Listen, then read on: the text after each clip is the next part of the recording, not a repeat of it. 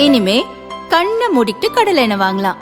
ஏன்னா மந்த்ரா கடலை எண்ணெய் இதயத்தின் தயாரிப்பு. வறுக்க பொரிக்க ஏன் எல்லா சமையலுக்கும் மந்த்ரா தான். மந்த்ரா கடலை எண்ணெய், அபார ருசி, ஆரோக்கியமான உடல் நலம்.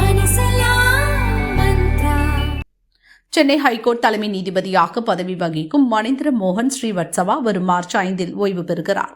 அடுத்த புதிய தலைமை நீதிபதியாக கேரள ஹைகோர்ட் நீதிபதி சுஷ்ருத் அரவிந்த் தர்மாதிகாரியை சுப்ரீம் கோர்ட் கொலிஜியம் குழு நியமனம் செய்தது. சென்னை ஹைகோர்ட்டின் 55வது தலைமை நீதிபதியாக பதவி ஏற்க உள்ள அவருக்கு கவர்னர் ரவி பதவி பிரமாணம் செய்து வைக்க உள்ளார்.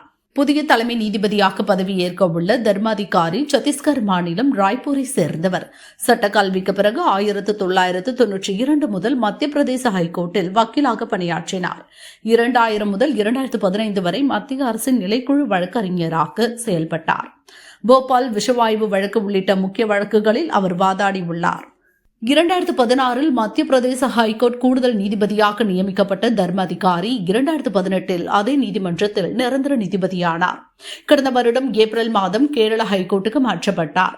தி கேரளா ஸ்டோரி படம் தொடர்பான வழக்கை விசாரித்த அமர்வில் இவர் இடம்பெற்றிருந்தார். சென்னை ஹைகோர்ட் தலைமை நீதிபதியாக பதவி உயர்வு பெற்றுள்ள தர்மாதிகாரி 2028 ஜூலையில் பணி ஓய்வு பெறவுள்ளார்.